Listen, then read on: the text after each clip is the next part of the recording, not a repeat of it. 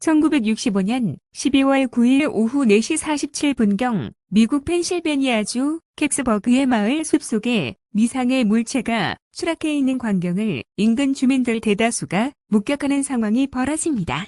대낮의 하늘에서 물체가 추락하는 상황을 목격한 주민들의 증언에 의하면 물체가 공중을 선해 비행했다거나 마치 조종하는 것처럼 아주 느린 속도로 움직이기도 했다고 말했습니다. 당시 주민들은 지상으로 떨어진 물체가 무엇인지 확인하기 위해 숲속으로 달려 물체가 추락한 지점에서 도토리 모양 같이 생긴 기이한 형태의 금속 물체를 보게 됩니다. 물체 주변에서는 유황 냄새가 진동했으며 용접할 때 볼 수 있는 푸른빛이 사방에서 발산하는 것을 보았습니다. 또한 물체의 바닥면 쪽에는 이집트 성형 문자와 같은 이상한 글자가 새겨져 있는 것을 보기도 했습니다.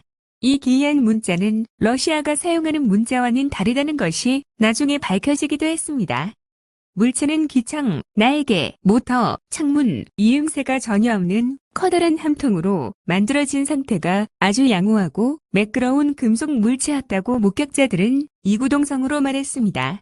그런데 곧이어 현장에 도착한 군인들이 주민들을 통제하기 시작했고 본 것에 대해 어떠한 것도 발산하지 말라는 함구 명령을 내리고 서둘러 방수천으로 물체를 둘러싼 채 군용 트럭에 실어 어디론가로 향해 갔습니다.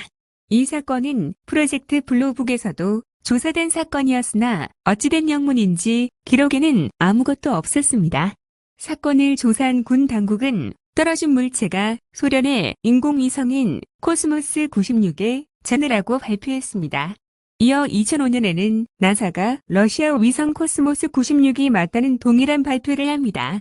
그런데 왠지 소련 당국은 떨어진 코스모스 위성체를 반환해달라는 요청을 미 정부에 하지 않았습니다.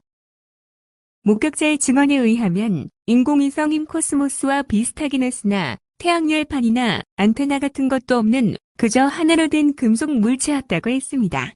그리고 미 정부의 공식 반응은 유성이라는 발표로 매듭을 짓습니다. 나중에 드러난 사실은 실제 당일 금성 탐사선인 코스모스 96 인공위성은 미국이 아닌 오전 3시 18분경 캐나다의 상공의 대기권에 재진입했음이 드러났습니다. 캑스버그에 추락한 물체가 과연 인공위성이었을까요?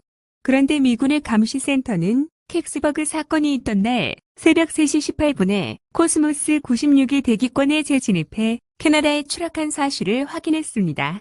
전직 공군 하사관 출신의 클리포드 스톤은 UFO를 조사하던 군사기지에 복무한 적이 있었는데 당시 캑스버그에 추락한 물체가 UFO임이 분명하다는 증언을 하게 됩니다. 그는 UFO 관련 다큐 인터뷰에서 캑스버그에 추락한 물체가 지구상의 물체가 아닌 외계에서 온 물체라는 내용이 블록플라이 작전 보고서 314문서에 쓰여 있는 것을 보았다고 증언했습니다.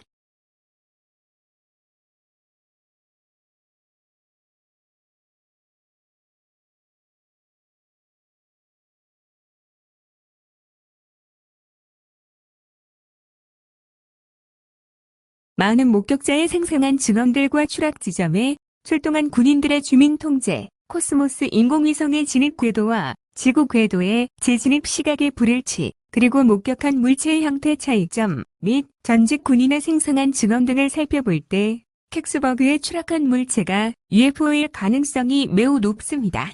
국내에서도 이와 비슷한 도토리형 물체를 목격했다는 보고가 있었습니다. 1982년 6월 9일 밤 9시 반경 부산시 구포동에서 무언가가 떨어지는 소리와 함께 주택가의 한 공터에서 피리 소리가 들리면서 푸르스름한 물체가 착륙했다는 것을 주민들이 목격한 사건이 화제가 되기도 했습니다.